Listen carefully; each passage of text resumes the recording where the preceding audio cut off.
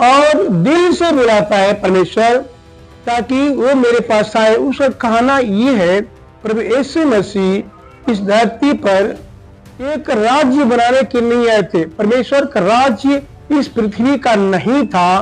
परमेश्वर का राज्य स्वर्ग का राज्य है।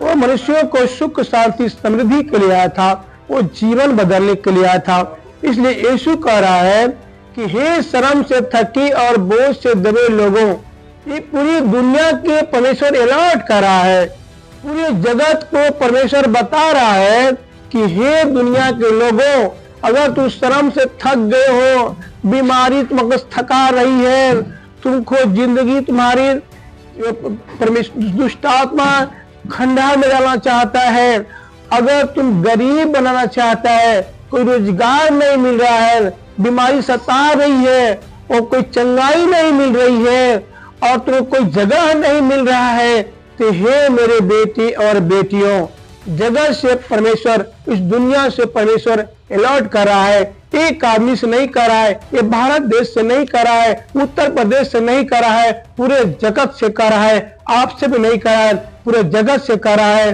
कि प्रभु कह रहा है कि तू थके हो तो मेरे पास चले आओ। परमेश्वर सच्चा परमेश्वर है, वो प्यारा परमेश्वर है, वो जगत बनाया है, वो कोई जाति और धर्म नहीं बनाया है। इसलिए प्रभु से लोग क्यों डरते हैं?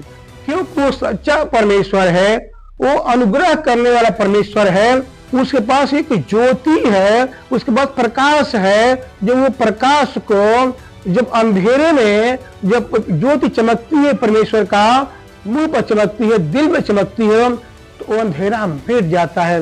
लेकिन डर के मारे लोग नहीं आ पाते हैं। वो सच्चा परमेश्वर है, क्योंकि लोग मुंह से उल्टा सीधा गाली भी बकते रहते हैं, कोई किसी को जलन करते रहते हैं, कोई किसी को ईर्ष्या करना, घमंड करना, द्वेष करना, जलन करना, आपस में भाईचारे से कोई बनता भी नहीं है।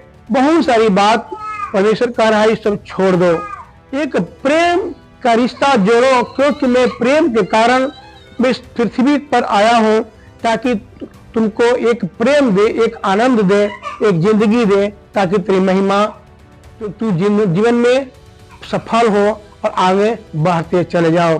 परमेश्वर कह रहा है, ढूंढो तो तू मुझे पाओगे, ढूंढो खोजो तो पाओगे, घबराओगे तो नहीं पाओगे, और तुम्हें मिल जाऊंगा, और तुम खटखटाओगे तो तुम्हारे अंदर आऊंगा और तुम्हारे साथ भोजन करूंगा। परमेश्वर कह रहा है कि ढूंढो तो पाओगे, खटखटाओगे तो मेरे अंदर आऊंगा, खोजोगे और तुम खटखटाओ और ढूंढो तुम्हें मिलूंगा। परमेश्वर को लोग ढूंढते नहीं है, परमेश्वर को लोग नहीं ढूंढते, वो अपनी बीमारी के चक्कर में रहते हैं। बीमारी है, कैंसर है, ब्लड प्रेशर है, शुगर है, टीबी है, मिर्गी है, फरका है, HIV है, दुश्मन दबा रहा है, वो ये कर रहा है, वो ये कर रहा है, वो अपने ही चक्कर में रहते हैं। वो परमेश्वर को ढूंढना नहीं चाहते हैं। अगर परमेश्वर को ढूंढेंगे तो परमेश्वर सारी समस्या का समाधान उसके हाथ में है। वो एक राज्य है, वो एक पवित्र राज्य है, एक पवित्र बाइबल है, वो पवित्र राज्य है। उस राज्य में परमेश्वर कहता है कि तुम शुद्ध हो जाओ, मन को पवित्र कर लो, शुद्ध कर लो, जिंदगी को एक अच्छा बनाने का एक रास्ता है। हालेलुया। अभी हम देखते हैं कि ये समय चल रहा है, आपका दिन जो है, ये समय सोमवार से अगर जोड़ते हैं, मंगल से सोमवार से, तो 40 दिन हो जाएगा शुभ को। यानी आपका 40 दिन जो गुड फ्राइडे है, आपका 40 दिन सोमवार से शुरू होने वाला है, 18 अप्रैल को खत्म हो जाएगा। और ये क्यों है 40 दिन का मतलब क्या होते हैं? यीशु मसीह क्यों 40 दिन का एक बहुत बड़ा आज रूप देखेंगे। 40 दिन के बाइबल में बहुत बड़ा एक आशीष देखेंगे। 40 दिन बाइबल में बहुत मायने रखता है। हालेलुया। जोरदार तालियां बजाओ खुदा के लिए। और एक बड़ा मायने रखता है 40 दिन का समय। बहुत सारे लोग इस 40 दिन में, जो 40 दिन का समय यीशु मसीह जो बपतिस्मा लेने के बाद प्रभु यीशु मसीह का जब अभिषेक परमेश्वर ने किया, मेरे प्रियो सुनिए, ध्यान से सुनिएगा मेरी बात को। जब अभिषेक होता है, अभिषेक जो परमेश्वर का हुआ इस धरती पर, परमेश्वर ने यीशु मसीह को अपने मेमने का अभिषेक किया, तो उसके अंदर में पावर आ गया। क्या आ गया? पावर आ गया। वो पावर जब आया तो शैतान का ये जगह है, ये शैतान का जगह है, ये झूठ साच बोलने का जगह है, ये पवित्र जगह नहीं है। ये प्रभु यीशु मसीह उसको पवित्र बनाना चाहता है, शुद्ध बनाना चाहता है, एक अच्छा जीवन देना चाहता है। जब उनका अभिषेक जब हुआ तो परमेश्वर में बहुत सारे पावर आ गया। जब उसकी बपतिस्मा हुए तो कबूतर की तरह आत्मा प्रभु यीशु मसीह को उतरा और बोला, ये मेरे प्रिय पुत्र है, ये सब मैं बहुत आनंदित हूँ, खुश हूँ। यानी धरती पर यीशु मसीह जब आए तो शैतान तो घबरा गया। क्या किया? शैतान घबरा गया और कि अब तो हमको यहाँ से नाश होना है। अब युद्ध करना चालू कर दिया। कौन सा युद्ध करना चालू किया? आत्मिक युद्ध करना चालू किया।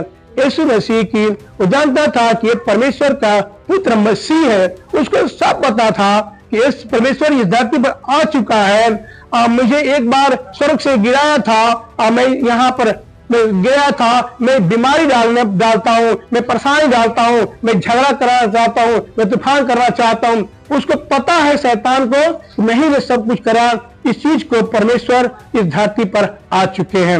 उन्होंने पढ़िएगा इस 35 के बारे में पढ़िएगा, मत्ती सुसमाचार में पढ़िए, मत्ती सुसमाचार का 4 का पढ़िए, 4 मत्ती सुसमाचार 4 पढ़िए, मत्ती का 4 शुरू करिए, मत्ती 4, मत्ती सुसमाचार पढ़िए, जल्दी से पढ़िए, जल्दी से खड़ा होकर जल्दी से जोर से पढ़िएगा, जोर लगा कर पढ़ो।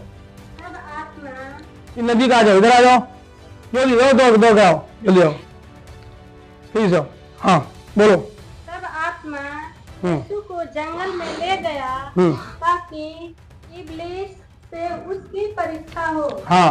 वह 40 दिन और 40 रात हाँ। निराहार रहा। हाँ। तब उसे भूख लगी। हाँ। तब परखने वालों ने हाँ। पास आकर उससे कहा, यदि तू परमेश्वर का पुत्र है तो कह दे कि ये पत्थर रोटियां बन जाए। यीशु ने उत्तर दिया, लिखा है मनुष्य केवल रोटी ही से नहीं परंतु हर एक वचन से जो परमेश्वर के मुख से निकलता है जीवित रहेगा। तब इब्लीस उसे पवित्र नगर में ले गया और मंदिर के कंगूरों पर खड़ा किया और उससे कहा, यदि तू परमेश्वर का पुत्र है तो अपने आप को नीचे गिरा दे, क्योंकि लिखा है वह तेरे विषय में अपने स्वर्गदूतों को आज्ञा देगा और वे तुझे हाथ को हाथ उठा लेंगे, कहीं ऐसा न हो कि तेरे पाँव में पत्थर से ठेस लगे। यीशु ने उससे कहा, यह भी लिखा है कि तू प्रभु अपने परमेश्वर की परीक्षा न कर। फिर इब्लीस उसे एक बहुत ऊंचे पहाड़ पर ले गया और सारे जगत के राज्य और उसका वैभव दिखाकर उससे कहा, यदि तू गिर कर मुझे प्रणाम करे तो मैं यह सब कुछ तुझे दे दूंगा। तब यीशु ने उससे कहा, हे शैतान दूर हो जा, क्योंकि लिखा है तू प्रभु अपने परमेश्वर को प्रणाम कर और केवल उसी की उपासना कर। तब शैतान उसके पास से चला गया और देखो स्वर्गदूत आकर उसकी सेवा करने लगे। Hallelujah, hallelujah. जोरदार तालियां बजाओ उस वचन के लिए। परमेश्वर ये वचन के द्वारा आप सीखते हैं कि जब परमेश्वर की आत्मा जब परमेश्वर की आत्मा को मजबूत करना होगा, परमेश्वर में सिद्ध होना होगा, तब परमेश्वर के साथ में उपासना भी करना होगा। जब बड़ी इब्लीस जो इस धरती पर उतारा गया है, वही शैतान है, वही सर्प इब्लीस है, उसके द्वारा यीशु मसीह की परीक्षा हुई कि ताकि वो पास हो जाए या फेल हो जाए, लेकिन परमेश्वर फेल होने वाला नहीं है। इब्लीस को पता था वो 40 दिन 40 रात, वो 40 दिन 40 रात दिन वो इधर के उधर जंगल में भटका रहा है। कौन भटका रहा है? शैतान भटका रहा है, इधर से उधर घुमा रहा है, भटका रहा है। जंगल में उनसे बात कर रहा है, सब कुछ कर रहा है, इधर उधर घुमा रहा है। लेकिन जब उनको भूख लगी, अब एहसास हुआ 40 दिन के बाद, 40 दिन के बाद एहसास हुआ कि अब ये भूखा है, अब ये भूखा है, इसको भूख लगी हुई है। तब उसने कहा अगर तू परमेश्वर का पुत्र है, सच्चा परमेश्वर का पुत्र है, तो कह दे ये पत्थर रोटी बन जाए। लेकिन उसको पता था कि ये बोलेगा तो पत्थर सच में रोटी बन जाएगा, ये सच्चाई थी कि पत्थर रोटी बन जाएगा, ये क्लियर था। लेकिन प्रभु यीशु मसीह ने इसके जवाब दिया, है शैतान, ये भी लिखा है कि परमेश्वर की एक एक वर्ड से, एक एक वचन से लोग जीते हैं। शैतान वहां से फिर चला जाता है। फिर क्षण ही भर में उन्होंने पूरे जगत को दिखाया, बहुत तर्क में दिखाया, देख ये पेड़ा मेरा है, सच्चाई है, वो ठीक है, सच्चा है कि वो इसी का है, दूसरे का नहीं है, ये शैतान का घर है, ये शैतान का घर है। उसी घर को दिखाया है कि देख मैं ये पूरे वर्ड दे दूंगा, पूरे संसार को दे दूंगा, धन दौलत रुपया पैसा जो कुछ चाहता है मैं दे दूंगा, केवल झुक करके प्रणाम कर। हालेलुया। तो वो झुक करके प्रणाम करना चाहते हो, केवल तो झुक कर प्रणाम कर। आजकल तुम लोग क्या करते हो, कहीं भी जाते हो, प्रभु को छोड़ने के बाद कहीं तूफान दिखाई देता है तो झुक कर प्रणाम कर देते हो, अन्य पिता को भूल जाते हो। यही तो प्रभु यीशु मसीह ने किया था और झुक कर प्रणाम नहीं किया था। तो ये तो राज्य शैतान जीत जाता, शैतान हारता नहीं जीता। लेकिन यीशु मसीह ने कहा बट गंदी आत्मा निकल, लिखा है कि अपने प्रभु परमेश्वर का प्रणाम कर, उसी का उपासना कर। 3 परीक्षा लिया, इसके बाद प्रभु ने कहा है कि फिर ले गया, कहां ले गया, ऊंचे कंगूरे पे ले गया, दिखा रहा है कि देख इतना, अगर तू कूद जाएगा ना तो ये भी लिखा है कि तेरे सरदूत है तेरे साथ में, हाथ उठा लेंगे और तुमको पत्थर से ठेस नहीं लगेगा, कोई घटना कोई नहीं होगी। तो परमेश्वर लिखा है कि तू है शैतान, परमेश्वर की परीक्षा न लिखे, ये भी लिखा है। कारण कि ये शैतान परीक्षा लेता है। 40 दिन एक बड़ा फेत लेकर आया हुआ है। 40 दिन में परमेश्वर मसीह ने एक बड़ी सामर्थ्य का काम किया। ये आज वो जो चालीसा का जो दिन जो आया हुआ है, जो चालू होगा, ये आपकी जिंदगी को एक बदल देने वाला दिन होगा, एक बदल देने वाला दिन होगा, एक जिंदगी को एक सामर्थ्य वाला दिन होगा। परमेश्वर कह रहा है कि इसी दिन में आप अपने परमेश्वर के लिए, परमेश्वर में इसने 40 दिन हारा। आप अगर नंगे हैं, भूखे हैं, दारू पी रहे हैं, शराब पी रहे हैं, घर में कोई परेशानी है, कोई दिक्कत है, सामर्थ्य नहीं है, यही समय है परमेश्वर से आशीष मांगने का।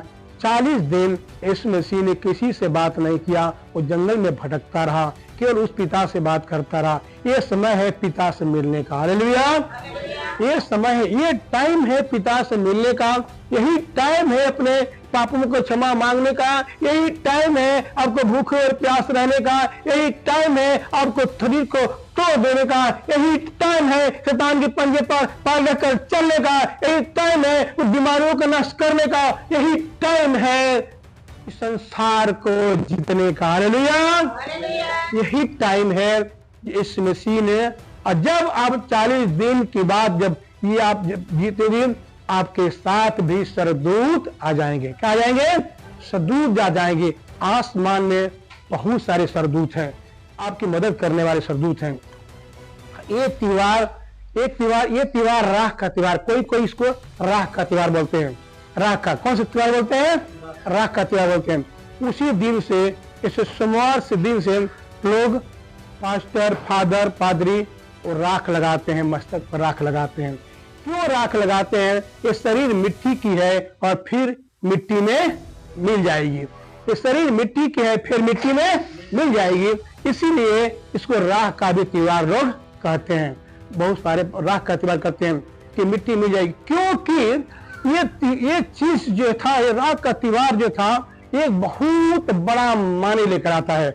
बहुत बड़ा। तो प्रभु यीशु मसीह जमीन पर बैठ करके प्रार्थना कर रहे थे, उस राख में बैठ कर प्रार्थना कर रहे थे। उनके पास कोई गद्दा नहीं था, उनके पास कोई जगह नहीं था कि वो प्रार्थना करें। वो मिट्टी में बैठकर प्रार्थना कर रहे थे, लेकिन पर वो परमेश्वर थे, वो सिखा रहे थे। ये जीतने का टाइम है। हालेलुया। ये जीतने का टाइम है। और ये अपने मन को पछतावा करने, चाहे कोई दारू पी रहा है, शराब पी रहा है, इसी दिन में ये टाइम है त्याग तपस्या करने का। अगर घर में कोई कलह है, कोई द्वेष है, कोई नौकरी नहीं मिल रही है, या परेशानी में है, या बपतिस्मा लेने के बाद में इब्लीस ने आप लोगों की परेशानी में डाल दिया, या आपके साथ में कोई गलत व्यवहार किया, या आपके घर में कोई घटना किया, तो यही समय है कि 40 दिन का समय है। इस 40 दिन में हम परमेश्वर से बात करते हैं और किसी दूसरे से बात नहीं करते हैं। हालेलुया। इस टाइम में उस पिता से बात करते हैं, ना कि किसी दूसरे से बात करते हैं। ये टाइम बहुत बहुमूल्य समय है। ये 40 दिन हमारे पवित्र शास्त्र बताता है, बाइबल बताती है कि एक बड़ा तोहफा लेकर आता है, एक बड़ा रहस्य का दिन है, एक बड़े टाइम का दिन है। और देखिए 3 दिन योना नबी को परमेश्वर ने 33 देश में भेजा, 33 देश में भेज दिया। तो योना नबी वहां जाने के बाद में और बड़ी बात है, बड़ी समस्या के बाद, बड़ी कठिनता के बाद योना पहुंचा उस देश में। जाना नहीं चाहता था, वो पता था कि बहुत करुणामय सागर परमेश्वर है, वो जाना नहीं चाहता था। लेकिन योना ने जाकर उस देश में प्रचार किया कि 40 दिन, देखिए 40 दिन की बात सुनिए, 40 दिन यीशु मसीह ने प्रार्थना किया, जीत गया। वो लिखा है कि 40 दिन के बाद ये 99 ये देश नष्ट कर दिया जाएगा। उन्होंने प्रचार किया 40 दिन प्रचार किया कि 40 दिन के बाद ये नष्ट कर दिया जाएगा। वो परमेश्वर वो राख में बैठ करके वो राजा ने सुना। 1,20,000 लोग थे वहां पर। बाइबल बताती है वहां 1,20,000 जन थे। लेकिन वहां के राजा ने कभी सुना कि ये देश नाश हो जाएगा, मिट्टी में मिल जाएगा, ये राख बन जाएगा, तो हम लोग करके क्या करेंगे। राजा तड़के उठा और कहा उठ जाओ, छोड़ दिया, कहा रे मेरे देश के लोगों 3 दिन राख में आ जाओ, शरीर को राख में मिटा दो, पिता के सामने झुक जाओ और पिता के सामने गिड़गिड़ाओ, अपने पापों को माफ करो, अपनी जिंदगी को जो पाप किया है, जो गलती किया है, उसका माफ, परमेश्वर से माफी मांगो, गिड़गिड़ाओ, छोड़ दो अन्न और जल। 3 दिन यीशु मसीह अन्न और जल ग्रहण किया, दुख उठाया था सूली पर। उनका 3 दिन उन्होंने राख में आ गए। कोई बकरी, भेड़, बैल, पशु, आदमी कोई भी अन्न ग्रहण नहीं किया और 3 दिन राख में मिट्टी में बैठ करके टाट ओढ़, लिखा है कि टाट ओढ़ कर प्रार्थना किया। प्रभु देखता कभी एक भी आदमी नहीं है कि भोजन कर रहा है, बकरी भी नहीं खा रही है, बैल भी नहीं खा रहा है, और ये कुछ भी नहीं खा रहा है। ये लोग एकदम एक वर्ड से बोल रहे हैं, खुदा माफ कर दे, उन्होंने पाप किया है। परमेश्वर कह रहा है जाओ तेरे पाप माफ हो गए। हालेलुया, जरा तालियां बजाओ, जाओ पिता के लिए, जाओ तेरे पाप माफ हो गया और जीत गया। 3 दिन जीत लिया उस संसार को, उस जगत को, अपने देश को राजा ने जीत लिया। प्रियो, ये 40 दिन का समय एक बहुत महत्वपूर्ण समय है, आप लोगों का जीतने का टाइम है। हालेलुया। ये 40 दिन के समय देखो, रेगिस्तान में जब मूसा गोशेन देश से 6 लाख लोगों को, 6 लाख पुरुष थे और स्त्रियां थी, मान कर चलो 20 से 25 लाख लोग थे, और रेगिस्तान में सुनसान जगह में मूसा लेकर आया था, वहां जल और पानी और अन्न नहीं था खाने के लिए। लेकिन 40 दिन तक जिस कनान देश में जाना चाहते थे, जिस देश में जाना चाहते थे, मूसा वहां पहुंचाना चाहता था। 40 दिन तक, यही 40 दिन का समय है। 40 दिन में अन्न और जल त्याग करके और भूखे और प्यासे उस कनान देश में गए और जीत गए। हालेलुया। और वो देश मिला और सुख की धारा और सुख की धारा बहने लगी। यही 40 दिन में परमेश्वर ने एक बड़ा तोहफा लाया है। ये कह रहा है 40 दिन मूसा सीने पहाड़ पर, ये प्रभु ने कहा जूती उतार दे और ऊपर आ, ये पवित्र जगह है। 40 दिन खुद परमेश्वर के साथ मूसा ने बिना खाए पिए 40 दिन रहा और वहां 10 आज्ञाओं को लेकर के एक पत्थर की पट्टिया पर लिख करके परमेश्वर ने दिया। वही 10 आज्ञा है, मेरे प्रभु परमेश्वर की आराधना कर और कोई छोड़ किसी की आराधना मत कर, किसी देवताओं की आराधना कर, डायरेक्ट परमेश्वर की आराधना कर रहा है कि मैं तेरा परमेश्वर हूं। बुराई मत कर, गंदगी मत कर, चोरी मत कर, किसी के धन का लालच मत कर, पर स्त्री की कामना न कर, लालच मत कर। बहुत सारे 10 आज्ञाओं को परमेश्वर ने मूसा को दिया था। यही 40 दिन का टाइम है जो कि 40 दिन जीत करके मूसा सीने पहाड़ पर से आया था। हालेलुया। और मैं बता देता हूं 40 दिन, ये बाइबल कहती है कि 40 दिन एक बड़ा तूफान रहेगा। 40 दिन, अगर 40 दिन का समय आपने एक सुंदर समय बिताया परमेश्वर के साथ में, मैं कह रहा हूं तो कोई दारू शराब गंदा चीज आपके घर जो पी रहा है और बुरी आत्मा भी छोड़कर आपके खाक भाग जाएगी और रहेगी नहीं। 40 दिन नूह के जमाने में परमेश्वर जब ने आदेश किया है, नूह देख मैं इसमें क्रोधित हूँ, एक धरती पर बैठी पापी सब पापी है, कोई धर्मी नहीं है, मैं इसको जलाऊंगा, मैं इसको भस्म करूंगा, मैं इस पर जल प्रलय करूंगा। परमेश्वर को क्रोध जब भड़क गया तो नूह से कहा एक जहाज बना दे। जहाज बना दिया, नाप को बता दिया, इतना लंबा इतना चौड़ा जहाज बना दिया।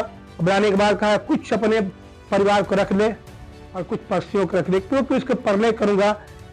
परमेश्वर ने यही 40 दिन जमीन से और उस स्वर्ग से पानी बरसाया, सब मर गए और नूह का कहना एक भी कोई नहीं किया। तो नहीं किया, वो जल प्रलय करके परमेश्वर ने मार डाला। फिर नया सृष्टि आया, फिर नया जीवन मिला। यही 40 दिन का समय है और 40 दिन इस बाइबल में बड़े तोहफा लेकर के आती है। हालेलुया। 40 दिन आपकी जिंदगी का एक बहुत बड़ा महत्वपूर्ण समय है, क्योंकि आपको ईस्टर का गुड फ्राइडे होता है। गुड माने अच्छा, फ्राइडे को नहीं जानते हो सुख होता है, मैंने बहुत अच्छा दिन आज का दिन है जो आपकी सभा लग रही है। इसी दिन में परमेश्वर की स्टार्ट शुरू हो गया था। उनका जो दुख तकलीफ का जो समय था वो समय नजदीक आता रहा। परमेश्वर इधर उधर भटकता रहा, प्रचार करता रहा, बताता रहा कि मेरा समय नजदीक आने वाला है। हालेलुया। यही समय 40 दिन का समय, तो बता रहा हूँ 40 दिन जल प्रलय हुआ। 40 दिन आपको यूहन्ना नबी, 40 दिन यीशु मसीह ने प्रार्थना किया, 40 दिन मूसा ने सीने पहाड़ पर प्रचार किया। 40 दिन एक बड़ा टाइम होता है। और देखो ये 3 दिन का जो टाइम होता है, गुड फ्राइडे का, शुक्र शनिचर और इतवार, 3 दिन का टाइम भी बहुत बड़ा महत्वपूर्ण टाइम लेकर आता है। 3 दिन अगर आप फास्टिंग प्रेयर करती है